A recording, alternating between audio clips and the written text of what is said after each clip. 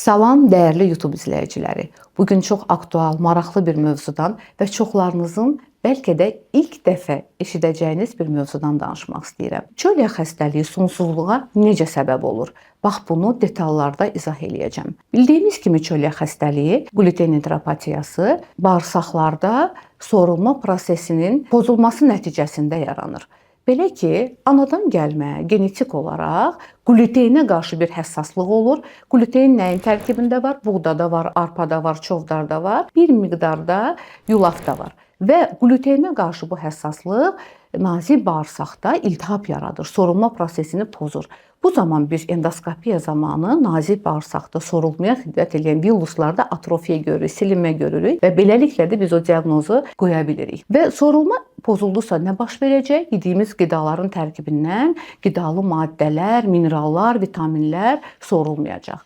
Çölyak xəstələri hansı şikayətlərlə bizə müraciət edirlər? Qarında ağrı, ishal, köp, bəzən qəbizlik, bəzən ishalla qəbizliyin növbələşməsi. Çox vaxtı biz çölyak xəstələrində qan təhlillərində qan azlığı, dəmir defisiti, D vitamini defisiti, B12 defisiti, fol turşusu defisiti, maqnezium, sink, K vitamini defisiti, yəni çox önəmli vitaminlərin, mineralların defisitini aşkarlayırıq. İndi keçək, görək çölyak xəstəliyi zamanı sonsuzluq necə əmələ gəlir? Bəli, yuxarıda saydığımız minerallar və vitaminlər bizim hormonal balansımızın tənzimlənməsində çox əhəmiyyətli bir rol oynayırlar.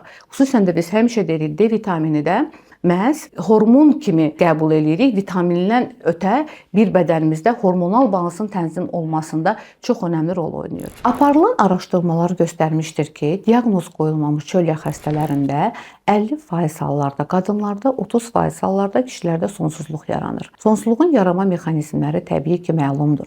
Çünki dəmir azlığı, vitamin D azlığı, B12 vitamini defisiti, fol turşusu defisiti, sink, maqnezium, kalium kimi elementlərin ciddi defisiti bu zaman hormonal balansın pozulmasına səbəb olur.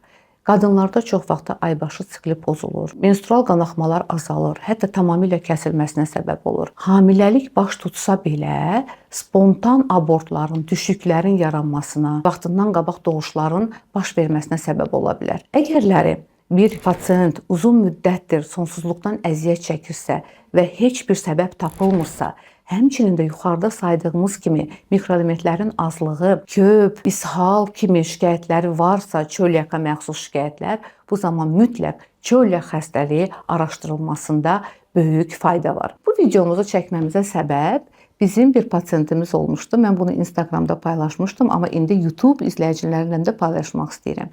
2 ay bundan öncə bizə bir pasiyent müraciət edir. Pasiyentimiz İsmayıllı rayonundan idi, orta yaşlı xanımdır.